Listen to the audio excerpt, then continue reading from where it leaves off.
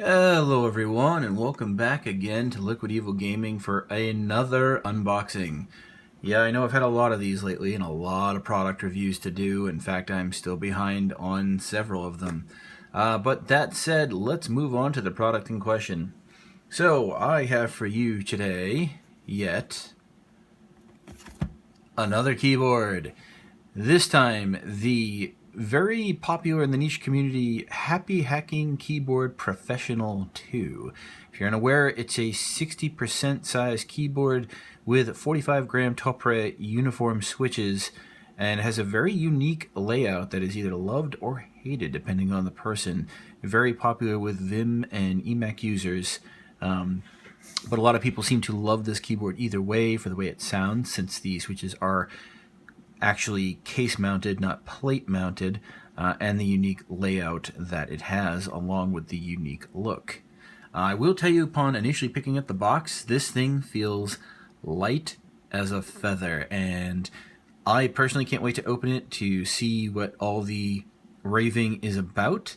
As I've put this off for a little while. It's been sitting off to the side since the follow-up with the USPS taking so long to get it here. But I wanted to finish up the review of the Realforce board first before I use this as my daily driver for at least a week to do a review of it. But let's see if this thing lives up to all the high praise that it gets from the almost cult-like following that this particular keyboard has. Demic from Geekhack, if you happen to be watching, he in particular seems to be the, we'll say, preacher of the church that sings his keyboard's praises. But moving on, this is the box itself. Very minimalistic. Just got your logo here, kind of shiny cardboard, your model number, serial number. It's telling you that it's black. And on the back here, you actually have English translation, which is kind of cool because there really wasn't much of any of that on the Realforce board. It just says you high quality key, Cyrindle step sculpture, Unix key layouts, 3 levels tilt operations, 2 USB hub, convenient extra USB ports, although I've heard that those don't really power too much. Much better operational performance by electric capacity non-connection system. No chattering over 30 million times, although I've always heard Topper don't chatter, period. Maybe they just mean before it wears out. Compatible with PC and Mac and customizable functions. And then, of course, you have their international telephone number and address, along with a web address right here. So let's go ahead and open this up. And again, much like the Realforce box, I love the fact it's just that easy one tab and then it lifts up. More companies could learn from that design. So first thing we see, I have no idea. I'm guessing these are the instructions or a set of warnings, but either way, they're not in English, so I can't read them. As well as another little booklet here. I'm guessing warranty registration, perhaps, or just a general overlook of the keyboard, but once again, not in English. No use to me, can't read them.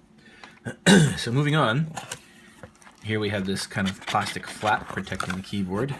It comes with a thick, not braided, but rather thick, decently made mini USB cable. Just general black cable, nothing spectacular about it.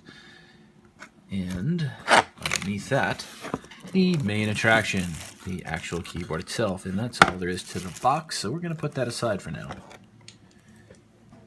So let's go ahead and take this puppy out of the plastic. Now, I will say the keyboard feels a little bit heavier now that I actually have it out of the box than I thought it was going to, judging on some of the stuff that I had read online.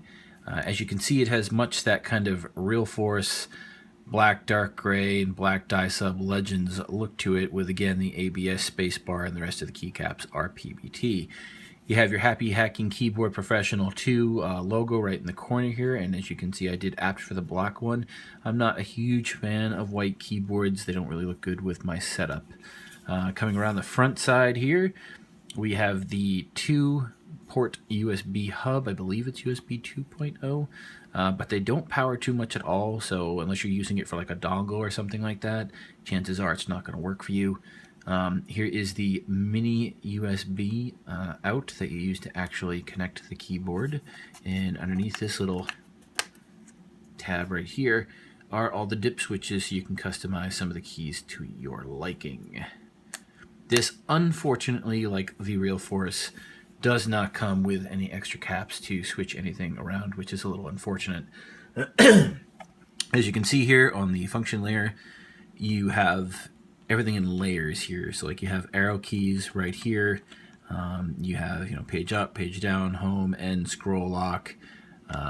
It's essentially a fully functionable 10 keyless in a 60% format. So you're not really giving anything up because you do have access to your arrow keys. You have access to even media controls, which I find very impressive for a 60% board that they're there natively. You got volume down, volume up, mute, eject. You got all your F keys on the second layer, insert, delete. You've got backspace in your second layer, etc., etc. So that's kind of your brief overview of the actual board itself. On the back here, you've got this nice little sticker that shows exactly what all these dip switches do. They show you, what everything you can change things to, and also the website, of course, the date that it was manufactured. It looks like this one was manufactured early in the year, in January 2016. Revision A2, I didn't even know that there was a revision A2. I thought it was just A1, but I don't know a ton about the Happy Hacking keyboard. The feet, which I think is kind of cool, actually have two levels of height adjustment. They have this big foot here and the smaller one, so you can raise or lower the keyboard to how you personally like it. So I really like that two-step design. That's really cool. You've got your 3 screws right here on the back, and that's really all there is to say about that. Here you've got 2 little tiny rubber feet in the front, nothing in the back. That kind of concerns me. The keyboard may slip around a bit since it's not particularly heavy, but we'll see going forward. I can always mod that with a couple of sticky rubber feet if I have to. I actually did that with my pokers. So let's go ahead and do a little bit of typing on this. I'm gonna have to get a better 60% wrist rest. I don't have too many good 60% ones. But let's see what these switches feel like, and I'll give kind of a quick commentary and comparison as coming from the 55-gram Real Force.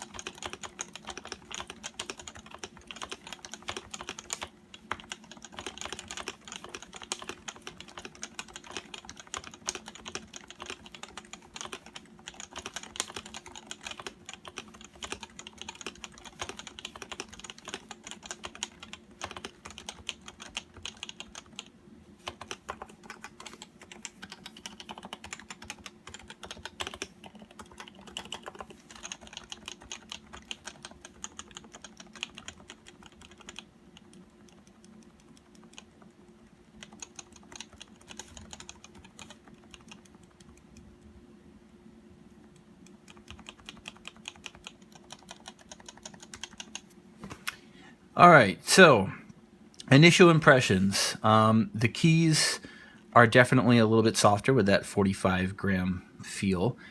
That's, of course, to be expected, but they're not, like, by any means linear feeling like I believe it's a 30 or 35-gram switches on the variable Topre board. So they still have a nice feeling of feedback to them, definitely.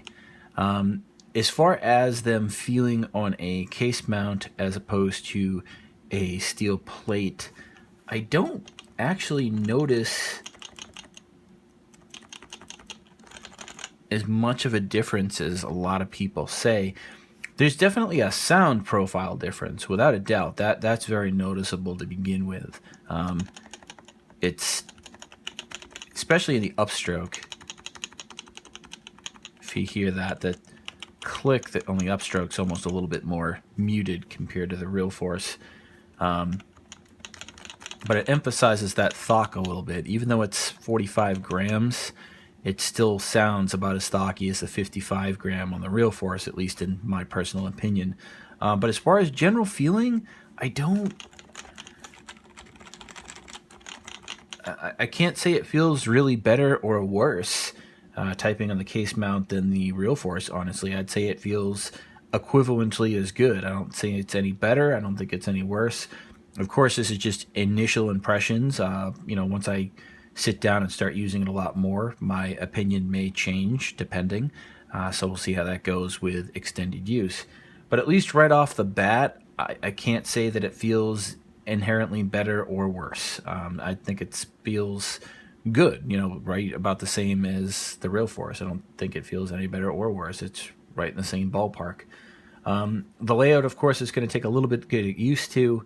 As you can see, I'll give you kind of a look at the layout here as much as you can see with the keycap coloring anyways, but it is very unique compared to other 60%, such as say a Poker 3 by contrast, or something like a Leopold F660C.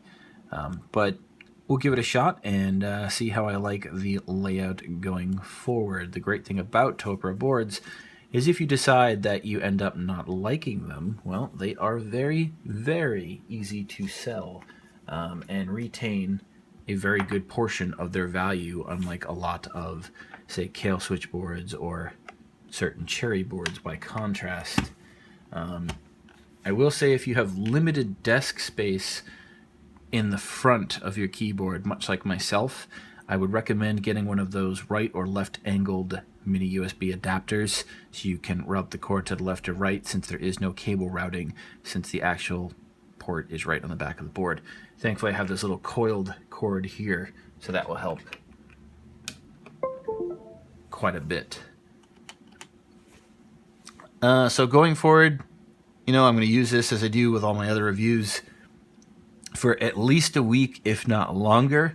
And then I will make a comparison to other keyboards I own, and in this case, most specifically, I will be comparing it to the RealForce 55 gram long term and also other 60% standard layouts such as the Poker 3, and tell you, coming from the perspective of somebody that's never used this layout, how hard or easy it was for me to get used to the layout should you be considering this and had the same worry I did, which was, oh my god, that layout looks super confusing. And whether ultimately I got used to it easily or ultimately I didn't and decided to get rid of the keyboard. I will hopefully have that video up within 7 to 10 days, depending on how much time I had to spend with the keyboard to form a full review of it. But as always, thanks for watching. Be sure to like, comment, rate, and subscribe. Do you have any questions about the Happy Hacking Keyboard Professional 2? Do ask in the comments section down below. But chances are most of those questions will be covered in the review itself, and some questions I may choose to wait to answer until I do the review. Thanks always for watching. Have a good one, everyone.